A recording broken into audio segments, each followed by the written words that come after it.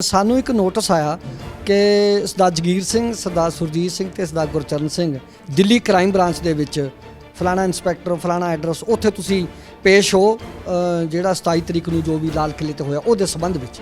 ਖਾਸ ਗੱਲ ਜਿਹੜੀ ਹੈਗੀ ਹੈ ਕਿ ਇਸ ਪਰਿਵਾਰ ਦਾ ਜਿਹੜਾ ਸਭ ਤੋਂ ਵੱਡਾ ਮੈਂਬਰ ਹੈ ਜਿਹਨੂੰ ਇਹ ਨੋਟਿਸ ਜਾਰੀ ਕੀਤਾ ਗਿਆ ਉਹ ਇਸ ਵੇਲੇ ਇਸ ਦੁਨੀਆ ਦੇ ਵਿੱਚ ਹੀ ਮੌਜੂਦ ਨਹੀਂ।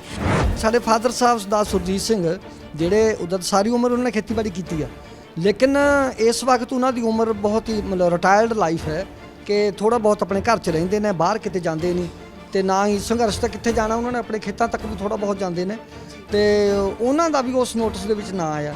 ਸਾਡੇ ਪਰਿਵਾਰ ਦਾ ਇਹ ਰਿਕਾਰਡ ਰਿਹਾ ਕਿ ਸਾਡਾ ਕਦੇ ਕੋਈ ਥਾਣਾ ਕੋਰਟ ਕਚਹਿਰੀ ਕੇਸ ਕਦੇ ਕਿਤੇ ਇਨਵੋਲਵਮੈਂਟ ਨਹੀਂ, ਨਾ ਹੀ ਸਾਡੇ ਤਾਇਆ ਜੀ ਦੀ, ਨਾ ਹੀ ਸਾਡੇ ਫਾਦਰ ਸਾਹਿਬ ਦੀ ਤੇ ਨਾ ਹੀ ਸਾਡੇ ਚਾਚਾ ਜੀ ਦੀ। ਮੈਂ ਜੀ 19 ਜਨਵਰੀ 'ਚ ਦਿੱਲੀ ਗਿਆ, ਲਾਸਟ ਇੱਕ ਲੋਹੜੀ ਦੇ ਫੰਕਸ਼ਨ ਤੇ ਗਿਆ ਸੀਗਾ ਤੇ ਉਸ ਤੋਂ ਬਾਅਦ ਮੈਂ ਦਿੱਲੀ ਨਹੀਂ ਗਿਆ। ਤੇ ਸਾਡੇ ਚਾਚਾ ਜੀ ਸਰਦਾਰ ਗੁਰਚਰਨ ਸਿੰਘ ਜਿਨ੍ਹਾਂ ਨੇ ਸਾਰੀ ਉਮਰ ਖੇਤੀ ਨਹੀਂ ਕੀਤੀ, ਉਹ ਟੀਚਿੰਗ ਜੌਬ ਦੇ ਵਿੱਚੋਂ ਰਿਟਾਇਰ ਹੋਏ। ਮੇਰੇ ਇਸ ਪਿੰਡ ਦੇ ਵਿੱਚ ਨਿਹੋਲਕਾ ਪਿੰਡ ਦੇ ਵਿੱਚ ਨਾ ਕੋਈ ਪ੍ਰਾਪਰਟੀ ਹੈ, ਨਾ ਕੋਈ ਮੇਰਾ ਘਰ ਹੈ ਤੇ ਨਾ ਮੇਰੀ ਕੋਈ ਵੋਟਰ ਕਾਰਡ ਹੈ ਇੱਥੇ ਦਾ। ਮੈਨੂੰ 20 ਸਾਲ ਮੈਂ 99 ਅਗਸਤ ਵਿੱਚ ਇਸ ਪਿੰਡ ਤੋਂ ਚਲੇ ਗਿਆ ਸੀ।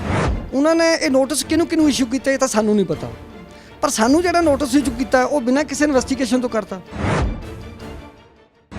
ਸਤਿ ਸ਼੍ਰੀ ਅਕਾਲ, ਤੁਸੀਂ ਦੇਖ ਰਹੇ ਹੋ ਔਨ ਈਅਰ ਚੈਨਲ ਤੇ ਮੈਂ ਹਾਂ ਰਮਨ ਤੂਰ।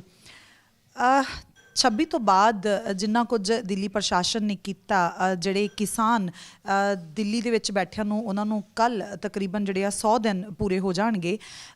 ਸ਼ਾਂਤਮਈ ਮੋਰਚੇ ਉੱਤੇ ਬੈਠੇ ਹੋਏ ਲੋਕਾਂ ਦੇ ਨਾਲ ਦਿੱਲੀ ਪ੍ਰਸ਼ਾਸਨ ਨੇ ਕੀ ਕੁਝ ਕੀਤਾ ਇਹ ਕਿਸੇ ਤੋਂ ਵੀ ਲੁਕਿਆ ਹੋਇਆ ਨਹੀਂ। ਚਾਹੇ ਜੋ ਵੀ ਬੇਕਸੂਰ ਜਿਹੜੇ ਸਾਡੇ ਨੌਜਵਾਨ ਲਾਪਤਾ ਹੋਏ ਸੀ ਉਹਨਾਂ ਨੂੰ ਰੋਜ਼ ਦੀ ਰੋਜ਼ ਜਿਹੜੀਆਂ ਜ਼ਮਾਨਤਾਂ ਮਿਲ ਰਹੀਆਂ ਨੇ ਤੇ ਉਹ ਆ ਕੇ ਬਾਹਰ ਦਿੱਲੀ ਪੁਲਿਸ ਦੇ ਤਸ਼ੱਦਦ ਦੀਆਂ ਗੱਲਾਂ ਦੱਸ ਰਹੇ ਨੇ ਔਰ ਦੱਸ ਰਹੇ ਨੇ ਕਿ ਕਿਸ ਤਰ੍ਹਾਂ ਉਹ ਬੇਕਸੂਰ ਸੀ ਔਰ ਜਿਨ੍ਹਾਂ ਰਾਹਾਂ ਦੇ ਉੱਤੋਂ ਉਹਨਾਂ ਨੂੰ ਅਰੈਸਟ ਕੀਤਾ ਗਿਆ, ਉਹਨਾਂ ਨੂੰ ਜ਼ਬਰਦਸਤੀ ਜਿਹੜਾ ਅਰੈਸਟ ਕੀਤਾ ਗਿਆ, ਉਹਨਾਂ ਦਾ ਜਿਹੜਾ ਸੰਬੰਧਿਤ ਜਿਹੜੇ ਉਹਨਾਂ ਉੱਤੇ ਕੇਸ ਪਾਏ ਗਏ ਜਾਂ ਜਿਸ ਵੀ ਮਾਮਲੇ ਵਿੱਚ ਉਹਨਾਂ ਨੂੰ ਅਰੈਸਟ ਕੀਤਾ ਗਿਆ ਉਹਦੇ ਨਾਲ ਉਹਨਾਂ ਦਾ ਕੋਈ ਲੈਣਾ ਦੇਣਾ ਨਹੀਂ ਸੀ। ਪਰ ਜਿਹੜੀ ਕ੍ਰਾਈਮ ਬ੍ਰਾਂਚ ਨੇ ਜਿਹੜਾ ਦਿੱਲੀ ਦੀ ਨੇ ਇੱਕ ਹੋਰ ਕਾਰਨਾਮਾ ਕਰ ਦਿਖਾਇਆ ਹੈ। ਪੰਜਾਬ ਦੇ ਇੱਕ ਪਿੰਡ ਹੈਗਾ ਮੋਹਾਲੀ ਜ਼ਿਲ੍ਹੇ ਦਾ ਨਿਹੋਲਕਾ ਪਿੰਡ, ਜਿਹਦੇ ਵਿੱਚ ਮੈਂ ਇਸ ਵੇਲੇ ਬੈਠੀ ਹੋਈ ਹਾਂ। ਇੱਕ ਐਸੇ ਪਰਿਵਾਰ ਦੇ 3 ਮੈਂਬਰਾਂ ਨੂੰ ਨੋਟਿਸ ਜਿਹੜਾ ਜਾਰੀ ਕੀਤਾ ਗਿਆ ਹੈ ਕਿ ਤੁਸੀਂ ਆਓ ਆ ਕੇ 26-27 ਦੇ ਮਾਮਲੇ ਦੇ ਬਾਰੇ 'ਚ ਸਾਡੇ ਨਾਲ ਗੱਲਬਾਤ ਕਰੋ, ਸਾਡੇ ਸਾਹਮਣੇ ਪੇਸ਼ ਹੋਵੋ। ਅਤੇ ਜਿਹੜੀ ਕਾਰਨਾਮਾ ਇਸ ਲਈ ਮੈਂ ਇਹ ਸ਼ਬਦ ਵਰਤਿਆ ਕਿਉਂਕਿ ਇਸ ਪਰਿਵਾਰ ਦਾ ਦੂਰ ਤੱਕ ਉਸ ਕਿਸਾਨੀ ਅੰਦੋਲਨ ਦੇ ਨਾਲ ਕੋਈ ਨਾਤਾ ਨਹੀਂ ਹੈ ਔਰ ਜਿਹੜੇ ਵੀ 3 ਇਸ ਪਰਿਵਾਰ ਦੇ ਮੈਂਬਰਾਂ ਨੂੰ ਇਹ ਨੋਟਿਸ ਜਾਰੀ ਹੋਇਆ ਹੈ ਉਹ ਤਿੰਨੇ ਮੈਂਬਰਾਂ ਦਾ ਖਾਸ ਤੌਰ 'ਤੇ ਇਹਦੇ ਨਾਲ ਨਾਤਾ ਨਹੀਂ। ਔਰ ਸਭ ਤੋਂ ਵੱਡਾ ਜਿਹੜਾ ਕਾਰਨਾਮਾ ਕ੍ਰਾਈਮ ਬ੍ਰਾਂਚ ਨੇ ਕਰ ਦਿਖਾਇਆ ਉਹਦੇ ਵਿੱਚ ਖਾਸ ਗੱਲ ਜਿਹੜੀ ਹੈਗੀ ਹੈ ਕਿ ਇਸ ਪਰਿਵਾਰ ਦਾ ਜਿਹੜਾ ਸਭ ਤੋਂ ਵੱਡਾ ਮੈਂਬਰ ਹੈ ਜਿਹਨੂੰ ਇਹ ਨੋਟਿਸ ਜਾਰੀ ਕੀਤਾ ਗਿਆ ਉਹ ਇਸ ਵੇਲੇ ਇਸ ਦੁਨੀਆ ਦੇ ਵਿੱਚ ਹੀ ਮੌਜੂਦ ਨਹੀਂ। ਇਹ 3 ਭਰਾ ਨੇ ਨਿਹੋਲਕਾ ਪਿੰਡ ਦੇ ਸਰਦਾਰ ਜਗੀਰ ਸਿੰਘ ਜਿਹੜੇ ਕਿ ਇਸ ਦੁਨੀਆ ਦੇ ਵਿੱਚ ਨਹੀਂ, ਉਹਨਾਂ ਨੂੰ ਨੋਟਿਸ ਜਾਰੀ ਕੀਤਾ ਗਿਆ। ਉਸ ਤੋਂ ਬਾਅਦ ਸਰਦਾਰ ਸੁਰਜੀਤ ਸਿੰਘ ਜਿਹੜੇ ਮੇਰੇ ਖੱਬੇ ਪਾਸੇ ਮੇਰੇ ਨਾਲ ਬੈਠੇ ਹੋਏ ਨੇ, ਕਿਉਂਕਿ ਇਹਨਾਂ ਦੀ ਉਮਰ ਜਿਹੜੀ 80 ਤੋਂ ਉੱਪਰ ਆ ਤੇ ਸਰੀਰਕ ਤੌਰ 'ਤੇ ਇਹ ਬਿਲਕੁਲ ਠੀਕ ਨਹੀਂ ਹੈਗੇ, ਬਿਮਾਰ ਆ, ਘੱਟ ਦੇਖਦੇ ਆ, ਸੁਣਦਾ ਬਿਲਕੁਲ ਨਹੀਂ ਆ ਤੇ ਇਹ ਕਿਸਾਨੀ ਮੋਰਚੇ ਦੇ ਉੱਤੇ ਜਾ ਹੀ ਨਹੀਂ ਸਕਦੇ ਕਿਉਂਕਿ ਇਹਨਾਂ ਨੂੰ ਜਿਹੜੀਆਂ ਇੱਕ ਬਜ਼ੁਰਗੀ ਉਮਰ ਦੀਆਂ ਅਲਾਮਤਾਂ ਹੁੰਦੀਆਂ ਉਹਦੇ ਸ਼ਿਕਾਰ ਆ ਤੇ ਇਹਨਾਂ ਦਾ ਦਿੱਲੀ ਕਿਸਾਨ ਮੋਰਚੇ ਨਾਲ ਦੂਰ ਦੂਰ ਤੱਕ ਕੋਈ ਨਾਤਾ ਨਹੀਂ ਆ। ਉਸ ਤੋਂ ਬਾਅਦ ਸਰਦਾਰ ਗੁਰਚਰਨ ਸਿੰਘ ਜਿਹੜੇ ਇਸੇ ਪਰਿਵਾਰ ਦੇ ਵਿੱਚੋਂ ਤੀਜੇ ਮੈਂਬਰ ਆ। ਇਹ ਤਿੰਨਾਂ ਭਰਾਵਾਂ ਨੂੰ ਜਿਹੜਾ ਇਹ ਨੋਟਿਸ ਜਾਰੀ ਹੋਇਆ ਤੇ ਜਿਹੜੇ ਤੀਸਰੇ ਮੈਂਬਰ ਆ ਸਰਦਾਰ ਗੁਰਚਰਨ ਸਿੰਘ, ਉਹਨਾਂ ਦਾ ਵੀ ਦਿੱਲੀ ਦੇ ਕਿਸਾਨ ਮੋਰਚੇ ਨਾਲ ਕੋਈ ਸੰਬੰਧ ਨਹੀਂ ਆ, ਉਹ ਅੱਜ ਤੱਕ ਦਿੱਲੀ ਹੀ ਨਹੀਂ ਗਏ। ਸੋ ਇਹ ਜਿਹੜਾ ਕਾਰਨਾਮਾ ਕਰ ਦਿਖਾਇਆ ਔਰ ਇਹ ਘਰੇ ਬੈਠੇ ਮੈਂਬਰ ਜਿਨ੍ਹਾਂ ਦਾ ਕਿਸਾਨੀ ਮੋਰਚੇ ਨਾਲ ਕੋਈ ਸੰਬੰਧ ਨਹੀਂ ਆ ਉਹਨਾਂ ਨੂੰ ਕ੍ਰਾਈਮ ਬ੍ਰਾਂਚ ਦੇ ਵੱਲੋਂ ਨੋਟਿਸ ਆਉਂਦਾ ਹੈ ਤੇ ਪੇਸ਼ ਹੋਣ ਦੇ ਲਈ ਕਿਹਾ ਜਾਂਦਾ ਹੈ। ਇਸ ਵੇਲੇ ਮੇਰੇ ਨਾਲ ਸਰਦਾਰ ਸੁਰਜੀਤ ਸਿੰਘ ਜਿਹੜੇ ਬਜ਼ੁਰਗ ਬੈਠੇ ਖੱਬੇ ਹੱਥ, ਉਹਨਾਂ ਦੇ ਬੇਟੇ ਮੇਰੇ ਨਾਲ ਮੌਜੂਦ ਨੇ ਸਰਦਾਰ ਭੁਪਿੰਦਰ ਸਿੰਘ ਤੇ ਉਹਨਾਂ ਦੇ ਚਾਚਾ ਜੀ ਵੀ ਮੇਰੇ ਨਾਲ ਮੌਜੂਦ ਨੇ, ਉਹਨਾਂ ਨਾਲ ਗੱਲਬਾਤ ਕਰਦੇ ਹਾਂ।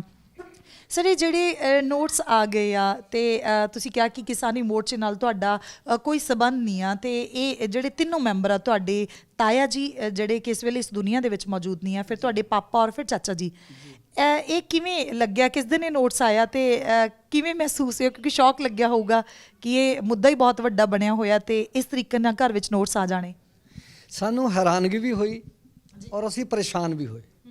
ਹੈਰਾਨਗੀ ਇਸ ਗੱਲ ਦੀ ਹੋਈ ਕਿ ਸਾਡੇ ਤਾਇਆ ਜੀ ਦੀ 31 ਦਸੰਬਰ ਨੂੰ ਡੈਥ ਹੁੰਦੀ ਆ।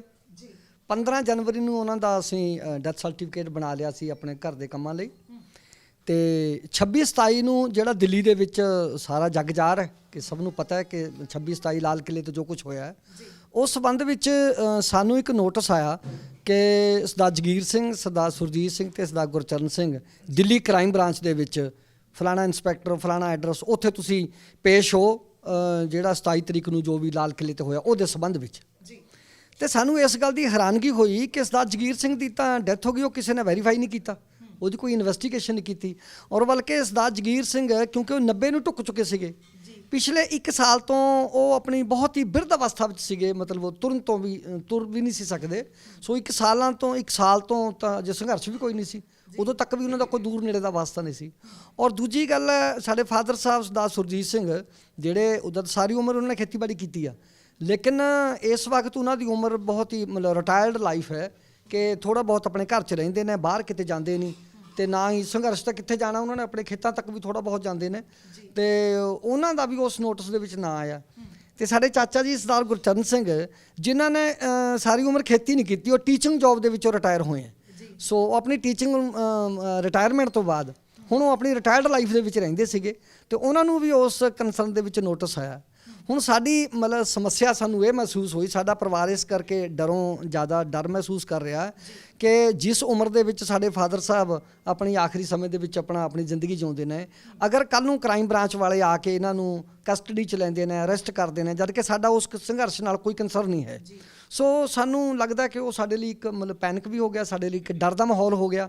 ਤਾਂ ਸਾਡੇ ਚਾਚਾ ਜੀ ਜਿਹੜੇ ਮਤਲਬ ਹੁਣ ਉਹ ਵੀ ਆਪਣੀ ਰਿਟਾਇਰਡ ਲਾਈਫ ਦੇ ਵਿੱਚ ਨੇ, ਰਿਲੈਕਸ ਮੂਡ 'ਚ ਨੇ, ਅਤੇ ਇਹਨਾਂ ਨੂੰ ਵੀ ਇਸ ਕਿਸਮ ਦਾ ਡਰ ਹੋ ਗਿਆ ਕਿ ਅਗਰ ਸਾਨੂੰ ਪੁਲਿਸ ਕੋਈ ਧੱਕਾ ਕਰਦੀ ਹੈ ਜਾਂ ਚੱਕ ਕੇ ਲੈ ਜਾਂਦੀ ਹੈ ਤਾਂ ਸਾਡੇ ਲਈ ਉਹ ਮਤਲਬ ਇੱਕ ਪ੍ਰੋਬਲਮ ਹੈਗੀ ਆ।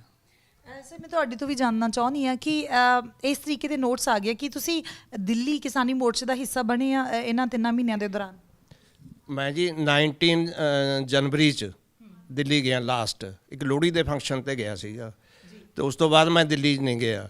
ਮੈਂ ਤਾਂ ਇੱਥੇ ਚੰਡੀਗੜ੍ਹ ਵੀ ਨਹੀਂ ਗਿਆ, 1 ਦਿਨ ਰੋਪੜ ਗਿਆ। ਮੈਂ ਆਪਣੇ ਘਰ ਰਹਿੰਦਾ, ਅਤੇ ਮੈਂ ਹੁਣ ਵੀ ਮੇਰੀ ਉਮਰ 71 ਈਅਰਸ।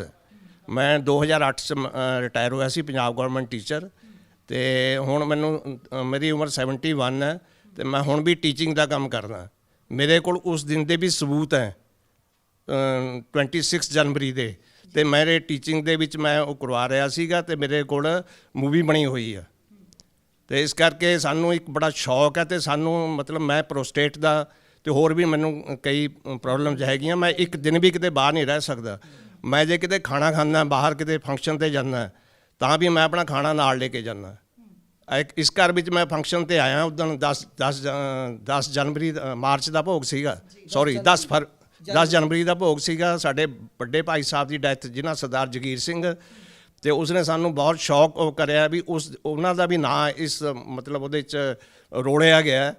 ਅਤੇ ਉਸ ਦਿਨ ਮੈਂ ਆਪਣਾ ਖਾਣਾ ਇਸ ਘਰ 'ਚ ਨਹੀਂ ਖਾਧਾ, ਘਰ ਜਾ ਕੇ ਖਾਧਾ। ਅਤੇ ਮੇਰੀ ਇੱਦਾਂ ਦੀ ਪ੍ਰੋਬਲਮ ਆ, ਮੈਂ 2 ਦਿਨ ਵੀ ਕੱਟ ਨਹੀਂ ਸਕਦਾ, ਅਤੇ ਮੈਨੂੰ ਬਹੁਤ ਡਰ ਹੈ ਵੀ ਕੋਈ ਪੁਲਿਸ ਸਾਡੇ ਨਾਲ ਧੱਕਾ ਨਾ ਕਰੇ।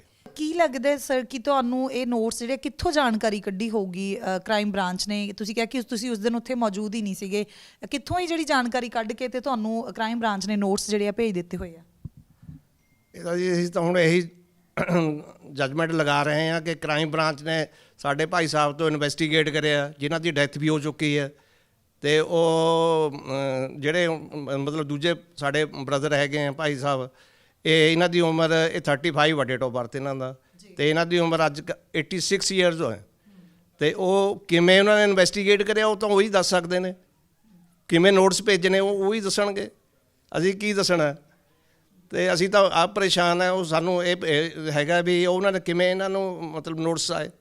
ਮੈਂ ਤੁਹਾਨੂੰ ਇੱਕ ਹੋਰ ਗੱਲ ਦੱਸਾਂ, ਮੇਰੇ ਫਾਦਰ ਸਾਹਿਬ 10 ਸਾਲ ਪਿੰਡ ਦੇ ਸਰਪੰਚ ਰਹੇ ਨੇ ਜੀ, ਔਰ ਅਸੀਂ ਖਾੜਕੂਬਾਦ ਦੇ ਦਿਨਾਂ ਦੇ ਵਿੱਚ 84 ਦੇ ਟਾਈਮ ਦੇ ਵਿੱਚ ਬੜਾ ਔਖਾ ਸਮਾਂ ਕੱਢਿਆ। ਚਲੋ ਅਸੀਂ ਸਾਰੀ ਉਮਰ ਮਤਲਬ ਖੇਤੀਬਾੜੀ ਕੀਤੀ ਅਤੇ ਪਿੰਡ ਦਾ ਭਲਾ, ਸਮਾਜ ਦਾ ਭਲਾ, ਸਾਡਾ ਅੱਜ ਤੱਕ ਦਾ ਸਾਡੇ ਪਰਿਵਾਰ ਦਾ ਇਹ ਰਿਕਾਰਡ ਰਿਹਾ ਕਿ ਸਾਡਾ ਕਦੇ ਕੋਈ ਥਾਣਾ, ਕੋਰਟ ਕਚਹਿਰੀ, ਕੇਸ ਕਦੇ ਕਿਤੇ ਇਨਵੋਲਵਮੈਂਟ ਨਹੀਂ ਹੋਈ, ਨਾ ਹੀ ਸਾਡੇ ਤਾਇਆ ਜੀ ਦੀ, ਨਾ ਹੀ ਸਾਡੇ ਫਾਦਰ ਸਾਹਿਬ ਦੀ, ਅਤੇ ਨਾ ਹੀ ਸਾਡੇ ਚਾਚਾ ਜੀ ਦੀ। ਸੋ ਅਸੀਂ ਇਸ ਕਿਸਮ ਦੀ ਜ਼ਿੰਦਗੀ ਜਿਉਂਦੇ ਹਾਂ, ਅਤੇ ਹੁਣ ਉਹਨਾਂ ਨੇ ਇਨਵੈਸਟੀਗੇਟ ਤਾਂ ਮੇਰੇ ਖਿਆਲ ਕੀਤਾ ਹੀ ਨਹੀਂ ਹੋਣਾ।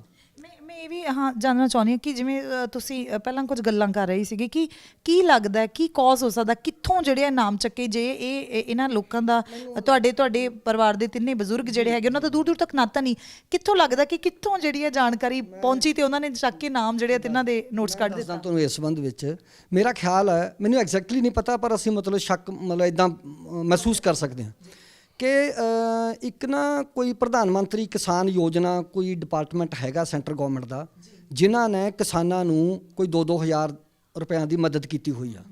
ਉਹਦੇ ਵਿੱਚ ਕਿਉਂਕਿ ਸਾਡਾ ਸਾਰਾ ਘਰ ਦਾ ਡਾਟਾ, ਸਾਡੇ ਘਰ ਦੇ ਮੈਂਬਰ, ਸਾਡੀ ਜ਼ਮੀਨ ਜਾਇਦਾਦ, ਉਹਦੇ ਵਿੱਚ ਸਾਰਾ ਕੁਝ ਮੈਂਸ਼ਨ ਹੋਣਾ। ਤੇ ਮੈਨੂੰ ਲੱਗਦਾ ਵੀ ਇਸ ਕਿਉਂਕਿ ਸਾਡਾ ਡਾਟਾ ਗਵਰਨਮੈਂਟ ਕੋਲ ਤੇ ਹੈਗਾ, ਉਹਨਾਂ ਨੇ ਇਹ ਨੋਟਿਸ ਕਿਹਨੂੰ ਇਸ਼ੂ ਕੀਤਾ ਇਹ ਤਾਂ ਸਾਨੂੰ ਨਹੀਂ ਪਤਾ, ਪਰ ਸਾਨੂੰ ਜਿਹੜਾ ਨੋਟਿਸ ਇਸ਼ੂ ਕੀਤਾ ਉਹ ਬਿਨਾਂ ਕਿਸੇ ਇਨਵੈਸਟੀਗੇਸ਼ਨ ਤੋਂ ਕਰਤਾ ਹੈ ਨਾ। ਸੋ ਉਸ ਮੈਨੂੰ ਲੱਗਦਾ ਵੀ ਅੰਨ੍ਹੇਵਾਹ ਨੋਟਿਸ ਕੱਢੀ ਜਾਂਦੇ ਆ, ਲੋਕਾਂ ਨੂੰ ਪੈਨਿਕ ਕਰਨਾ ਚਾਹੁੰਦੇ ਆ, ਡਰਾਉਣਾ ਚਾਹੁੰਦੇ ਆ ਕਿ ਕਿਸਾਨ ਸੰਘਰਸ਼ ਦੇ ਵਿੱਚ ਨਾ ਜਾਣ। ਸਾਨੂੰ ਤਾਂ ਕੁਛ ਇਸ ਤਰ੍ਹਾਂ ਲੱਗਦਾ। ਕੀ ਤੁਹਾਨੂੰ ਉਸ ਸਕੀਮ ਦੇ ਤਹਿਤ 2-2 ਹਜ਼ਾਰ ਰੁਪਇਆ ਆਇਆ? ਮੇਰਾ ਖਿਆਲ ਇੱਕ ਵਾਰੀ ਆਇਆ ਸੀ ਸ਼ਾਇਦ, ਨਹੀਂ ਇਹ ਵੀ ਨਹੀਂ ਮੈਨੂੰ ਪਤਾ ਹੁਣ ਆਇਆ ਕਿ ਨਹੀਂ ਆਇਆ ਸ਼ਾਇਦ। ਤੁਸੀਂ ਉਸ ਯੋਜਨਾ ਦੇ ਅੰਡਰ ਜਿਹੜਾ ਆਪਣੇ ਕੁਝ ਕਾਗਜ਼ਾਤ ਦਿੱਤੇ ਆ ਤੇ ਜਿਹਦੀ ਵਜ੍ਹਾ ਕਰਕੇ ਸ਼ਾਇਦ ਅੱਜ ਇਹ ਖਮਿਆਜ਼ਾ ਭੁਗਤਣਾ ਪੈ ਰਿਹਾ? ਮੇਰਾ ਖਿਆਲ ਹੈ ਕਿਉਂਕਿ ਜੇ ਉਹਨਾਂ ਨੇ 2000 ਦਿੱਤਾ ਵੀ ਹੋਊਗਾ ਤਾਂ 2000 ਦੇ ਵਿੱਚ ਉਹਨਾਂ ਨੂੰ ਡਾਟਾ ਮਿਲ ਗਿਆ ਸਾਡੇ ਸਾਰੇ ਘਰ ਦਾ, ਤੇ ਨੋਟਿਸ ਦੇਣ ਦੇ ਲਈ ਈਜ਼ੀ ਹੋ ਗਿਆ। ਸੋ ਮੇਰਾ ਖਿਆਲ ਹੈ ਇਹ ਇਸ ਤਰ੍ਹਾਂ ਦਾ ਹੀ ਹੈ ਕਿ ਪੈਨਿਕ ਕਰਨ ਵਾਲੀ ਗੱਲ ਲੱਗਦੀ ਆ ਕਿ ਕਿਸਾਨੀ ਸੰਘਰਸ਼ ਨੂੰ ਫੇਲ ਕਰਨ ਖਾਤਰ ਕਿ ਲੋਕਾਂ ਦੇ ਵਿੱਚ ਡਰ ਪੈਦਾ ਕੀਤਾ ਜਾਵੇ ਇਹੋ ਜਿਹੇ ਨੋਟਸ ਦੇ ਕੇ। ਉਹ ਤਾਂ ਕੁਦਰਤੀ ਤੌਰ 'ਤੇ ਕਿਉਂਕਿ ਉਹਦੇ ਵਿੱਚੋਂ ਬਹੁਤ ਸਾਰੇ ਲੋਕਾਂ ਨੂੰ ਹੋ ਸਕਦਾ ਪੈਸਾ ਮਿਲਿਆ ਹੋਵੇ ਔਰ ਸੰਘਰਸ਼ ਦੇ ਵਿੱਚ ਕੁੱਦੇ ਹੋਏ ਹੈ, ਤਾਂ ਉਹਨਾਂ ਲਈ ਤਾਂ ਨੋਟਿਸ ਚਲੋ ਮੈਂ ਮੰਨ ਲਿਆ ਵੀ ਕਿਸੇ ਨੇ, ਲੇਕਿਨ ਇਹਨਾਂ ਨੇ ਤਾਂ 2000 ਲੈ ਕੇ ਤੇ ਕਿਸੇ ਦੇ ਖਿਲਾਫ ਨਹੀਂ ਬੋਲ ਸਕਦੇ।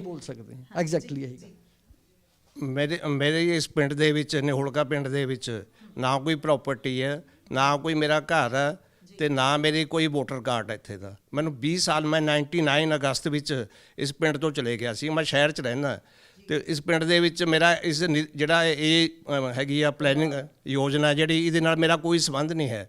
ਇਸ ਪਿੰਡ ਦੇ ਵਿੱਚ ਮੇਰੀ ਕੋਈ ਪ੍ਰਾਪਰਟੀ ਨਹੀਂ ਹੈ ਤੇ ਮੈਂ ਤਾਂ ਇਹਦੇ ਵਿੱਚ ਮੇਰਾ ਨਾਂ ਆਇਆ, ਇਹਦੇ ਵਿੱਚ ਵੀ ਮੇਰੇ ਪਲੈਨਿੰਗ ਦੇ ਵਿੱਚ ਮੇਰਾ ਕੋਈ ਨਾਂ ਨਹੀਂ ਹੈ, ਉਹ ਹੈ ਪ੍ਰਾਪਰਟੀ ਨਹੀਂ ਹੈ ਇੱਥੇ ਕੋਈ ਵੀ। ਇਹ ਵਾਕਈ ਜਿਹੜੀਆਂ ਹੈਰਾਨ ਕਰਨ ਵਾਲੀਆਂ ਗੱਲਾਂ। ਸੋ ਹੁਣ ਜਿਹੜੇ ਕਿਉਂਕਿ ਇਹ ਨੋਟਸ ਆ ਚੁੱਕੇ ਹੋਏ ਆ ਤੁਹਾਡੇ ਪਰਿਵਾਰ ਦੇ ਤਿੰਨਾਂ ਬਜ਼ੁਰਗਾਂ ਨੂੰ, ਤੁਹਾਡੇ ਪਾਪਾ ਨੂੰ, ਤਾਇਆ ਜੀ ਨੂੰ ਔਰ ਚਾਚਾ ਜੀ ਨੂੰ, ਔਰ ਜਿਹਦੇ ਵਿੱਚੋਂ ਇੱਕ ਮੈਂਬਰ ਹੀ ਇਸ ਦੁਨੀਆ ਦੇ ਵਿੱਚ ਨਹੀਂ ਆ ਇਸ ਵੇਲੇ, ਤੁਸੀਂ ਕਿਉਂਕਿ ਸੰਯੁਕਤ ਕਿਸਾਨ ਮੋਰਚੇ ਦੇ ਵੱਲੋਂ ਇੱਕ ਵਕੀਲਾਂ ਦਾ ਜਿਹੜਾ ਪੈਨਲ ਤਿਆਰ ਕੀਤਾ ਗਿਆ ਕਿ ਕਿਸਾਨੀ ਸੰਘਰਸ਼ ਦੇ ਦੌਰਾਨ ਕਿਸਾਨਾਂ ਨੂੰ ਦਿੱਲੀ ਦੇ ਵੱਲੋਂ ਕੋਈ ਪ੍ਰੋਬਲਮ ਕ੍ਰੀਏਟ ਕੀਤੀ ਜਾਂਦੀ ਹੈ ਤੇ ਉਹਨਾਂ ਦੇ ਲਈ ਉਹ ਕੇਸ ਲੜ ਰਿਹਾ, ਚਾਹੇ ਉਹ ਲਾਪਤਾ ਸਾਡੇ ਹੋਏ ਨੌਜਵਾਨ ਹੋਣ ਜਾਂ ਕੋਈ ਵੀ ਹੋਰ ਮਸਲਾ ਹੋਵੇ। ਤੁਸੀਂ ਹੁਣ ਇਸ ਮਾਮਲੇ ਨੂੰ ਲੈ ਕੇ ਕਿਹਦੇ ਤੱਕ ਅਪਰੋਚ ਕੀਤੀ ਆ, ਕਿਸੇ ਵਕੀਲ ਨਾਲ ਰੈਸਲਾ ਕੀਤੀ ਆ, ਅਗਲਾ ਕਦਮ ਜਿਹੜਾ ਤੁਸੀਂ ਕੀ ਪੁੱਟਣ ਵਾਲੇ ਆ? ਅਸੀਂ ਤਾਂ ਫਿਲਹਾਲ ਚੰਡੀਗੜ੍ਹ ਤੋਂ ਕੋ ਮਿਸਟਰ ਜੌਲੀ ਨੇ ਜਿਹੜੇ ਕਿਸਾਨ ਸੰਘਰਸ਼ ਦੇ ਵਕੀਲ ਨੇ, ਅਸੀਂ ਉਹਨਾਂ ਨੂੰ ਕੰਟੈਕਟ ਕੀਤਾ। ਉਹ ਕਹਿੰਦੇ ਸਾਨੂੰ ਨੋਟਿਸ ਦੀ ਕਾਪੀ ਭੇਜੋ, ਨਾਲ ਸਾਨੂੰ ਸਾਡੇ ਅੰਕਲ ਜੀ ਸਰਦਾਰ ਜਗੀਰ ਸਿੰਘ ਦਾ ਡੈਥ ਸਰਟੀਫਿਕੇਟ ਭੇਜੋ, ਤੇ ਇਹਨਾਂ ਦੀ ਜਿਹੜੀ ਟੀਮ ਹੈ ਉਹ ਭਾਵੇਂ ਦਿੱਲੀ 'ਚ ਬੈਠੀ ਹੈ ਭਾਵੇਂ ਚੰਡੀਗੜ੍ਹ 'ਚ ਬੈਠੀ ਆ। ਫਿਲਹਾਲ ਅਸੀਂ ਉਹਨਾਂ 'ਤੇ ਡਿਪੈਂਡੈਂਟ ਹਾਂ। ਉਹ ਕਹਿੰਦੇ ਵੀ ਪੈਨਿਕ ਹੋਣ ਦੀ ਜ਼ਰੂਰਤ ਨਹੀਂ ਹੈ, ਅਸੀਂ ਟੀਮ ਸਾਰੀ ਤੁਹਾਡੀ ਹੈਲਪ ਲਈ ਬੈਠੇ ਹਾਂ, ਸੋ ਅਸੀਂ ਇਹਦੇ 'ਤੇ ਕਾਰਵਾਈ ਕਰਾਂਗੇ।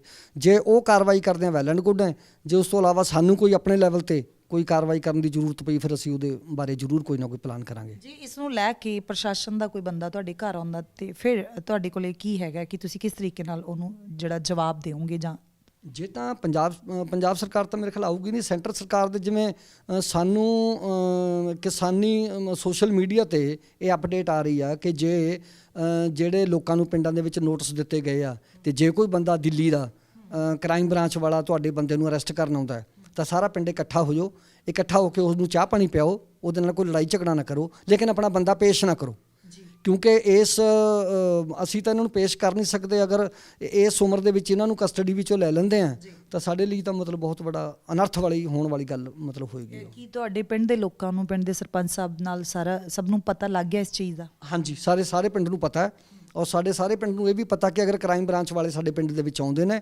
ਤਾਂ ਸਾਰਾ ਪਿੰਡ ਇਕੱਠਾ ਹੋ ਕੇ ਉਸ ਦਾ ਵਿਰੋਧ ਕਰੂਗਾ।